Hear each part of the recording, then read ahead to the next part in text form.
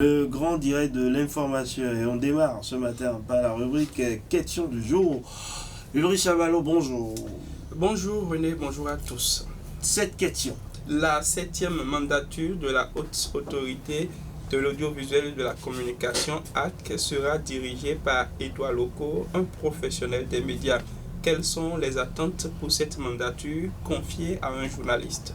Alors, qu'est-ce que vous en pensez? Je pense tout d'abord, René Soglo, qu'il faut saluer le choix porté sur la personne de Édouard Locaux. Vous l'avez rappelé tout à l'heure, la question également l'a précisé, qui est un professionnel des médias. C'est un journaliste, quelqu'un d'expérimenté, pour le dire clairement comme ça, pour qui a consulté son CV. On sait que Édouard Locaux a un parcours quand même qui lui permet de pouvoir assumer cette responsabilité, genre la présidence de la 7e mandature de la HAC. On a espéré depuis bien longtemps, on a souhaité, on a même suscité le choix d'un professionnel à la tête de l'organe de régulation de la presse dans notre pays, parce qu'on estime que quelqu'un qui est du corps, quelqu'un qui est de la confrérie va forcément maîtriser les rouages des difficultés que nous vivons quotidiennement, que nous vivons dans l'exercice de notre profession, et donc saura apporter aux besoins et convenablement des solutions, quitte à améliorer conditions de vie comme conditions de travail pour les professionnels des médias au Bénin. Mais il faut dire que voilà, entre le CV de la personne et les attentes des uns et des autres, il y a forcément un arrimage à faire, et cela va se faire par l'acteur même. C'est au bout de son mandat qu'on pourra juger de ce qu'il a été, voilà, à la hauteur de ces attentes-là que les professionnels ensemble ont exprimé, continuent de faire, parce que sur la toile vous voyez des propositions ça et là qui pour dire voilà, il doit faire tant, il doit faire tant. Mais moi je pense, René Soglo, qu'il y a 3 sinon 4 priorités sur lesquelles il doit pouvoir travailler pour changer le visage de la presse au Bénin. Il y a d'abord le secteur de la presse qu'il faut assainir, c'est le premier point. Et cet assainissement passe, ma foi, par le dispatching, le distinguo qu'on doit pouvoir faire entre journalistes professionnellement parlant et voilà, les journalistes citoyens qui se sont invités aujourd'hui grâce à l'avènement des réseaux sociaux dans le jeu et qui perturbent, il faut le dire, la tranquillité des responsables d'organes de presse, des entreprises de presse qui existent. Je ne vais pas aller dans le fond du sujet, mais aujourd'hui, il y a une concurrence déloyale, il faut le dire, entre les organes conventionnels et la presse en ligne qui a vu le jour et qui est en train d'émerger. Et l'autre chose, le deuxième point, selon moi, concerne le rétablissement de l'aide à la presse. C'était autrefois une réalité dans notre pays.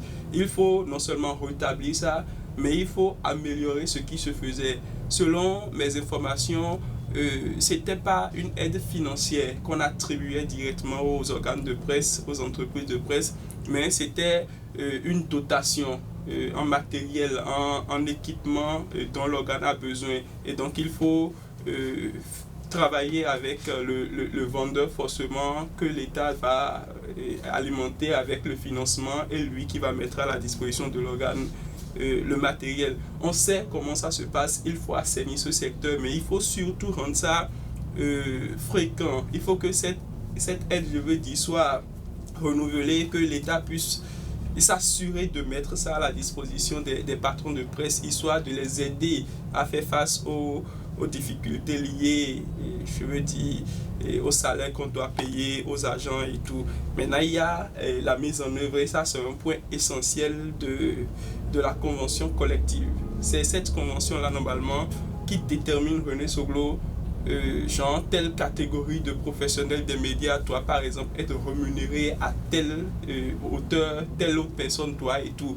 Au Bénin, ça existe, mais ce n'est pas pris en compte. On ne respecte pas le contenu forcément de cette convention collective. Il faut revenir à cela, parce que c'est une réalité que dans notre pays, les journalistes ne sont pas rémunérés aujourd'hui, genre, comme cela se doit.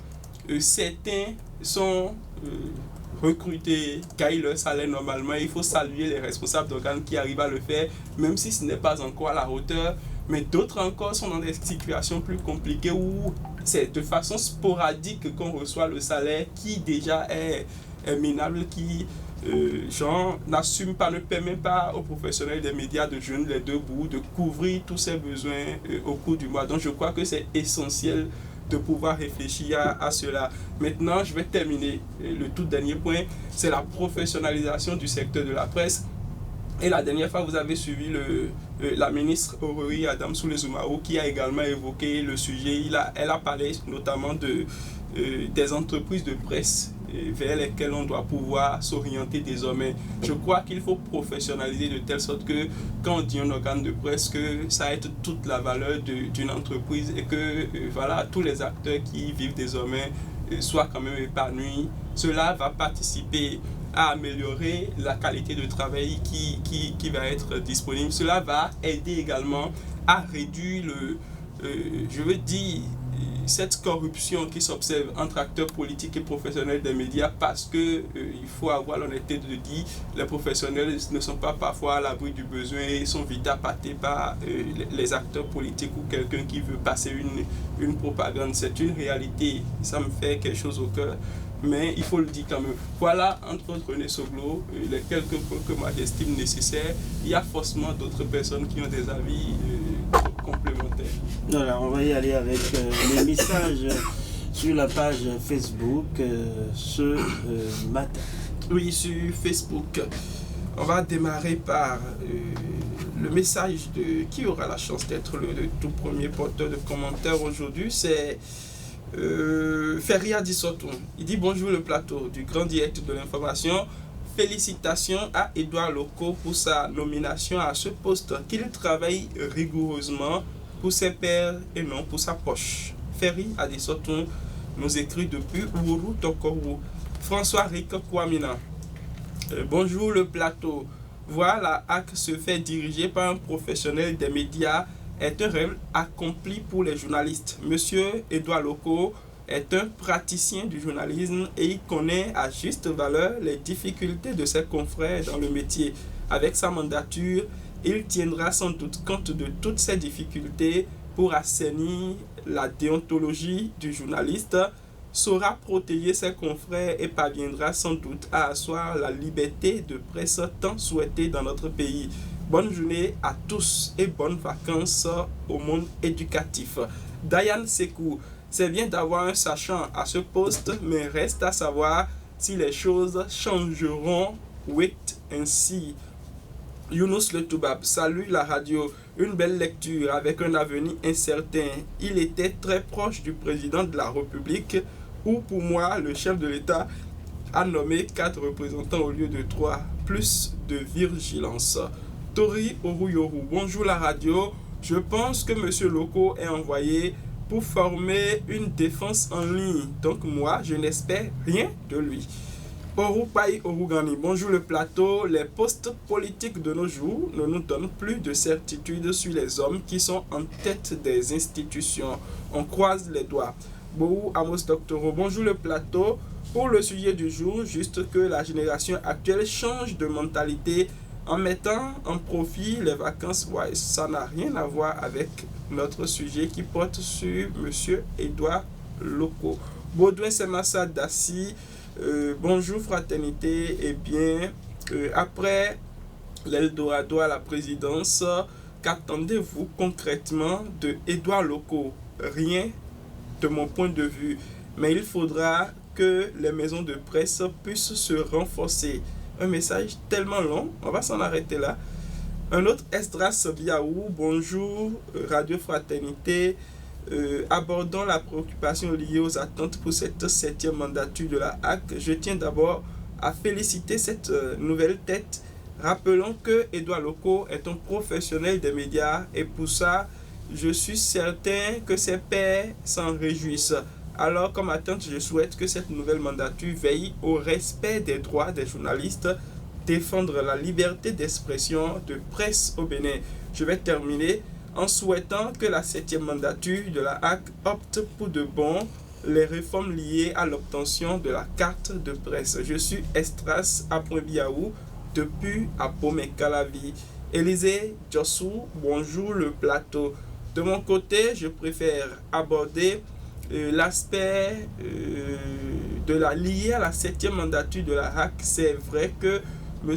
Edouard Loko est un professionnel des médias, mais pourquoi ne pas laisser ces genres d'institutions fonctionner de façon indépendante? Normalement, une fois que l'élection est faite, ce sont les professionnels des médias eux-mêmes qui vont choisir leur président et non par nomination ou par politique. Car selon moi, pour une vraie dépendance et la liberté totale de la presse, il faut l'élection et non la nomination des professionnels pour présider la HAC.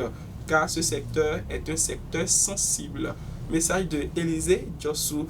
Hippolyte Boni, faire mieux que les autres, c'est son souhait, son attente. Albéric Kokou, bonjour la radio, a observé durant les 8 dernières années ce régime. Personnellement, je n'espère rien de cette nouvelle mandature de la HAC. C'est un système, pour ne pas parler de la politique, de la ruse et de la rage qui est mise en place. Edouard Loko ayant passé, je crois que ça n'a pas forcément de rapport.